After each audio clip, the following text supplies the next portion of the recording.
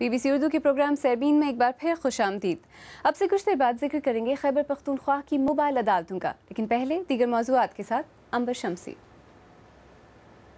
عراق میں پولیس اور طبی ذرائع کا کہنا ہے کہ دارالحکومت بغداد اور اس کے قریب کے شیعہ اکثریتی علاقوں میں آج ہونے والے 1 درجن سے زائد بم دھماکوں میں کم سے کم 65 افراد ہلاک اور متعدد زخمی ہو گئے ہیں۔ ابھی تک ان حملوں کی کسی بھی گروپ نے ذمہ داری نہیں لی، لیکن BBC کے نامہ نگاروں کا کہنا ہے کہ بظاہر ایسا لگتا ہے کہ یہ حملے سنی شدت پسندوں نے کیے ہیں۔ تفصیلات خدیجہ عارف سے۔ پولیس کا کہنا ہے کہ بیشتر بم دھماکے دارالحکومت بغداد کے شیعہ اکثریت والے علاقوں میں ہوئے ہیں۔ حملے آج صبح اس وقت ہوئے جب شہری یا تو کام پر جا رہے تھے یا شاپنگ کے لیے گھر سے نکلے تھے۔ سب سے بڑا دھماکہ بغداد کے جنوبی مشرقی علاقے جسر الدیالہ میں ہوا، جہاں ایک کار بم دھماکے میں کم از کم 7 افراد ہلاک ہوئے ہیں۔ پولیس کا کہنا ہے کہ شمالی ضلع خادمیہ میں 2 بڑے دھماکے ہوئے ہیں، جن میں 5 افراد ہلاک اور متعدد زخمی ہوئے ہیں۔ ان حملوں میں صدر شہر کو بھی نشانہ بنایا گیا ہے۔ حکام کے مطابق شدت پسندوں نے دھماکہ خیز مواد سے لیس کاروں، خودکش بمباروں اور بموں کے ذریعے یہ دھماکے کیے ہیں۔ ان حملوں میں کار پارکنگز، مصروف بازاروں اور ریسٹوروں کو نشانہ بنایا گیا۔ عراق کے ایک شہری نے بتایا، لوگوں نے فوجیوں کو بولا کہ وہ آ کر پارکنگ میں کھڑی گاڑی کا معائنہ کریں، لیکن وہ نہیں آئے۔ لوگوں نے فوج کو بار بار بلایا کیونکہ ان کو شک ہو رہا تھا۔ اب آپ تباہی اپنی آنکھوں سے دیکھ لیں۔ حکام کا یہ بھی کہنا ہے کہ بغداد کے جنوب میں ایک فوجی بیرک پر گولیوں سے حملہ ہوا، جس میں 1 فوجی ہلاک اور 11 زخمی ہوئے ہیں۔ بغداد میں موجود BBC کے نامہ نگار حداد صالحہ کا کہنا ہے کہ حالانکہ بیشتر دھماکے شیعہ اکثریت والے علاقوں میں ہوئے ہیں، لیکن بعض دھماکے ملی جلی آبادی والے علاقوں میں بھی ہوئے ہیں۔ عراق میں حالیہ دنوں میں شیعہ اور سنی مسلمانوں کے درمیان کشیدگی میں اضافے کے پیش نظر اس برس تشدد کے واقعات میں زبردست اضافہ ہوا ہے اور آج ہونے والے بم دھماکے اس برس اب تک ہونے والے سب سے خونریز بم دھماکوں میں ایک ہیں۔ خدیجہ عارف، BBC نیوز۔ اور اب دیگر خبریں۔ افغان صدر حامد کرزئی نے 2 الگ حملوں میں 12 شہریوں کی ہلاکت کی مذمت کی ہے۔ صدر کرزئی نے طالبان کو ان حملوں کا ذمہ دار ٹھہرایا ہے اور انہیں مذاکرات کے لیے آمادہ نہ کرنے پر پاکستان پر تنقید کی ہے۔ یہ حملے تب ہوئے جب صدر کرزئی پاکستان میں 2 روزہ دورے پر تھے۔ چین میں جنسی تشدد سے متعلق مقدمہ عوامی غصے کا محور بن گیا ہے۔ 17 سالہ لی چیان یہ ایک جنرل کے بیٹے ہیں جن پر گزشتہ سال بیجنگ میں ایک ہوٹل میں ہونے والے گینگ ریپ کے الزامات ہیں۔ 2 سال پہلے لی چیان یہ کو ایک شخص پر حملہ کرنے کے الزام میں سزا بھی ہوئی تھی۔ امریکی اخبار نیو یارک ٹائمز کو اس ماہ دوسری بار کمپنی کے بقول ایک جارحانہ حملے کی وجہ سے آف لائن جانا پڑا۔ تجزیہ نگاروں کا کہنا ہے کہ یہ حملہ ایسے ہیکر گروپ کی جانب سے ہو سکتا ہے جو شامی حکومت کا حامی ہو۔ پاکستان کے صوبے خیبر پختونخوا میں پہلی موبائل عدالت نے کام کرنا شروع کر دیا ہے۔ اس موبائل عدالت کا بنیادی مقصد ان لوگوں کو انصاف فراہم کرنا ہے جو عدالتوں کے چکر میں نہیں پڑنا چاہتے۔ اس موبائل عدالت میں زیادہ تر چھوٹے مقدمات یا لوگوں کے درمیان تنازعات حل کیے جائیں گے۔ پشاور سے عزیز اللہ خان کی رپورٹ۔ عطاء الرحمان ایک پراپرٹی ڈیلر ہیں اور کوئی 1.5 سال سے ان کا ایک دوسرے پراپرٹی ڈیلر سے رقم کا تنازع رہا ہے۔ وہ عدالتوں کے چکر میں نہیں پڑنا چاہتے تھے، اس لیے موبائل کورٹ کے ذریعے تصفیے کی درخواست دی تھی۔ اس عدالت نے پہلے ہی روز ان کا تصفیہ کرا دیا ہے۔ اس میں وکیلوں کی فیس، چکر، یہ لین دین یہ نہیں ہوتے ہیں، اور پھر یہ لوگ ادھر ہی آ کے ہمارے فیصلے کرواتے ہیں۔ یہ ججوں کے جو ادھر انتظار ہوتے ہیں، یہ جو آپ کو عدالتوں کا پتہ ہے، تو اس سے ہمیں خلاصی مل گئی ہے اور ہم بہت خوش ہیں اس سے۔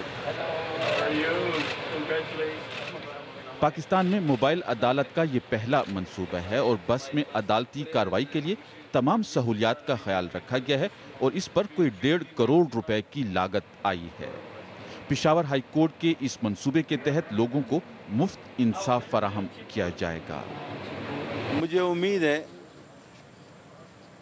کہ اس سے سینکڑوں نہیں بلکہ ہزاروں کی تعداد میں جو تنازعات ہیں، چاہے دیوانی ہے چاہے فوجداری ہے، وہ گاؤں اور یونین کونسل کی سطح پر ہی حل ہوں گے۔ इब्तदाई तौर पर ये मोबाइल अदालत पिशावर और इसके मज़ाफ़ात में काम कर रही है और इस सारे अमल की सिक्योरिटी के लिए इंतज़ामिया और पुलिस की मदद हासिल है। इस मोबाइल कोर्ट को आज पहली मरतबा यहाँ पिशावर के सबसे बड़े रिहायशी मरकज़ हयाताबाद में लाया गया है।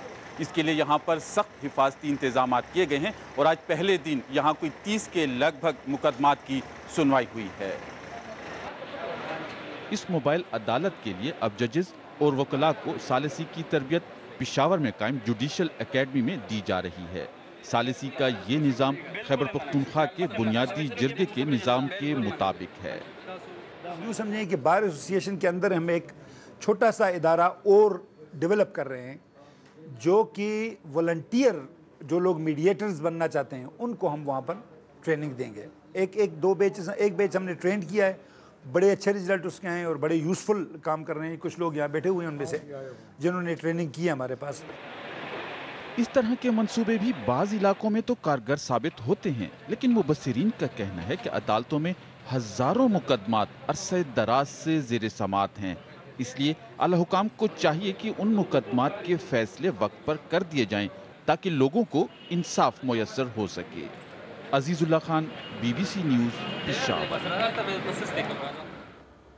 इसी बारे में हमारे साथी अजीजुल्लाह खान ने पेशावर हाई कोर्ट के रजिस्ट्रार मोहम्मद अरशद से बात की और सबसे पहले तो ये पूछा कि अदालतों में बड़ी तादाद में मुकदमात अरसे दराज से लटके हुए हैं, तो क्या मोबाइल अदालत की निस्बत ये बेहतर नहीं था कि इन मुकदमात को जल्द निपटा दिया जाता? अदालत में जो मुकदमात साल से पड़े हुए हैं उसकी बनिस्बत जो मुकदमात मामूली नोयत के हों और वो मौके पर ही फ़ैसला हो सकते हों, उन मुकदमात को इब्तदाई तौर पर उनकी समाअत होती है। और ये उससे तवज्जो हटाने की बात तो नहीं है, क्योंकि वो मुकदमात ऐसे हैं कि बाज़ औक़ात इंतहाई अहम नोयत के मुकदमात जिसमें वकला की शहादतों के लिहाज से बहस की ज़रूरत होती है। दरअसल मोबाइल कोर्ट्स में ADR जो कि एक अल्टरनेट डिस्प्यूट रिजोल्यूशन, एक मुतबादिल तनाज़ात को मुतबादिल सूरत में हल करने के लिए उनका एक फ़ैसला करना, ये एक काविश है कि वहाँ पे ऑन द स्पॉट मौके पर ही उसको पार्टीज़ को और फ्रेंड्स ऑफ कोर्ट जो वकलाई में से होते हैं आके उनके दरमियान आर्बिट्रेशन करे, बतौर सालिस एक किरदार अदा करे। क्या ये मोबाइल कोर्ट्स के लिए कोई कानून साजी भी की गई है? सूबाई असम्बली ने इसके बारे में कोई एक्ट भी मंजूर किया है या नहीं? एक ड्राफ्ट की सूरत में क्रिमिनल और सिविल, फौजदारी और दीवानी कवानीन का एक ड्राफ्ट सूबाई हुकूमत को भिजवाया गया, जो कि अभी तक असम्बली से पास नहीं हुआ है। लेकिन चूँकि हमारे चीफ जस्टिस साहब के अपने इख्तियारात है सिविल कोर्ट आर्डिनेंस के, जो कि कानून मौजूद है कि वो किसी भी जज को के बैठने की जगह का तयन कर सकते हैं। तो इस हवाले से अपने इख्तियारात को इस्तेमाल करते हुए उन्होंने एक एडमिनिस्ट्रेटिव ऑर्डर के ज़रिए जजेस को मोबाइल कोर्ट में बैठने और केसेस के फ़ैसला करने का हुक्म जारी किया, जिसके तहत अभी फ़िलहाल हमारे मोबाइल कोर्ट्स काम कर रहे हैं। मोबाइल कोर्ट्स का तो बुनियादी मकसद ये होना चाहिए था कि दूर दराज इलाकों में ही ये काम करती, लेकिन पिशावर में तो ऑलरेडी पहले से ही अदालतें मौजूद हैं, तो क्या ये यहाँ पर क्या ज़्यादा मुअस्सर साबित होगी? आपकी बात दुरुस्त है कि असल मकसद मोबाइल कोर्ट्स का यह है कि ये गश्ती अदालत हो और दूर दराज इलाकों में जहाँ से लोग मुकदमात की पैरवी के लिए नहीं आ सकते, उनको इंसाफ उनके दहलीज़ पर पहुँचाया जाए।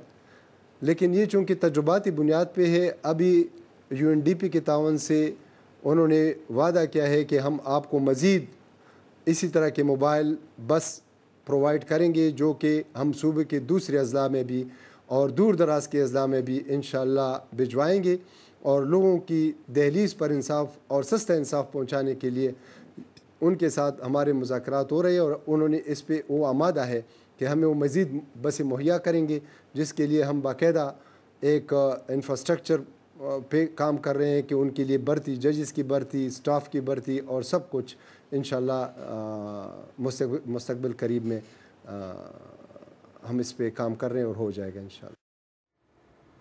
पेशावर हाई कोर्ट के रजिस्ट्रार मोहम्मद अरशद, जिनसे हमारे नामा निगार अजीजुल्लाह खान ने बात की। आप BBC उर्दू का प्रोग्राम सैबीन देख रहे हैं। प्रोग्राम में आगे चलकर देखिएगा, अमेरिका में नस्ली इम्तियाज़ के खिलाफ आवाज़ उठाने वाले मार्टिन लूथर किंग की मशहूर तकरीर के 50 साल बाद वहाँ क्या कुछ बदला है। और क्लिक में देखिएगा कि वियतनाम में मोटरसाइकिलों को जदीद टेक्नोलॉजी से क्या मदद मिल रही है।